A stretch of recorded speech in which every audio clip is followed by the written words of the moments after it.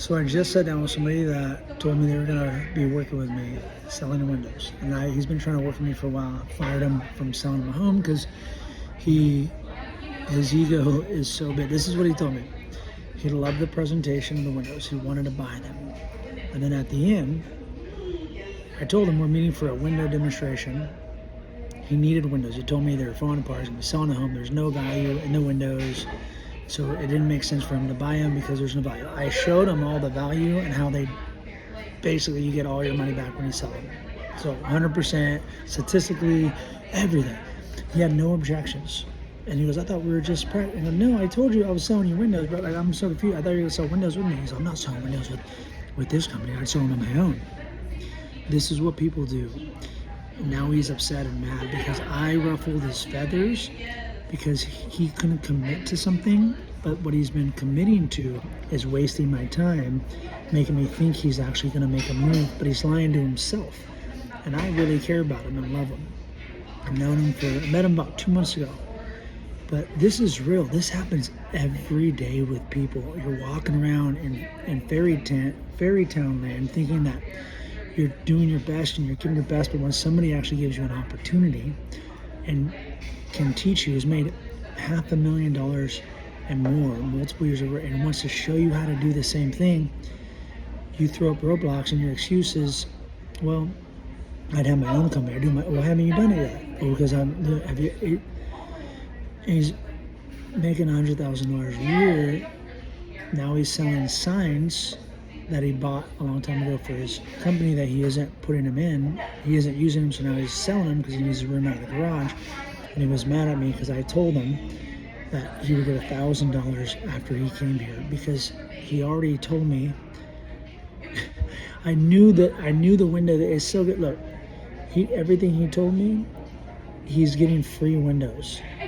Free windows. When he sells the house, he's getting cash up front.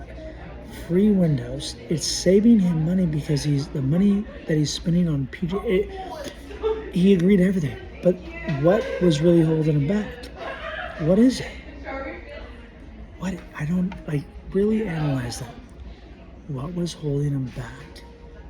I told him this.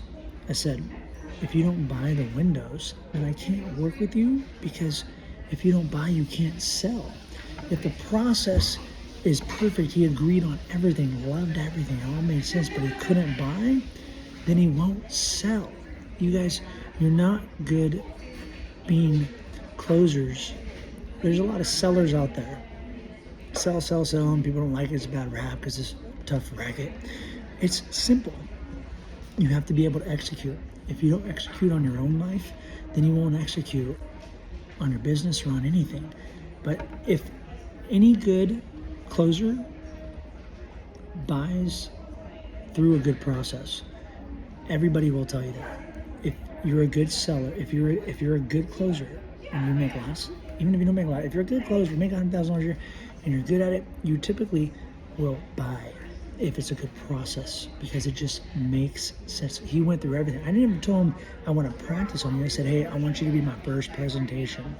You need windows. You said they're discolored. You're selling your house. He told me before. He said that I numbered it out and it didn't work.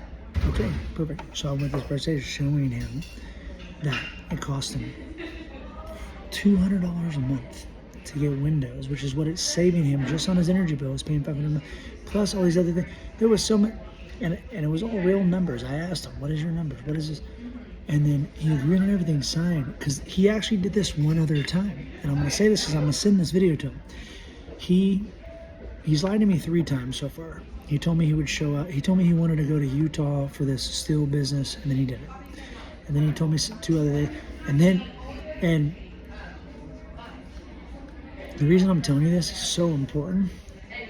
I don't lie. I don't say I'm going to do something unless I do it. I don't, because I make decisions wisely. But when people lie to themselves all the time, he told me I was selling him a house. He said he wanted to buy, and then he wouldn't do any of this stuff. He's not a closer, but he can become a closer if he has to break out of his, throw his thermostat, take it and smash it up and be willing to grow. But he's not. So 35-year-olds and older, only 5% ever change. And I had hope for him, and I really want to help him. But I'm a good enough human. He can hate me, it's okay. But he's going to grow and change from this, because he's going to look back and analyze. It might take him 10, 20 years. Eventually, one day, he'll realize. Or he'll just hate me forever. And that's okay, too. Because I love him, and I really want the best. But I've analyzed it. So here's what, let me tell you this. So there's these other 2 people I'm training, and when I asked him on camera if he turned in the paperwork he was supposed to, he said he did.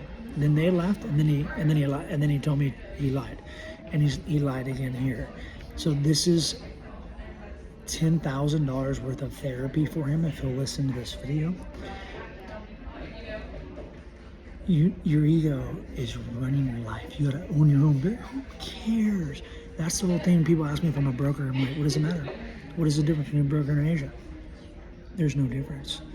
A broker is allowed to recruit and train, so am I, through the right broker. I have a partnership with a broker. I don't have to do any of the errors and missions.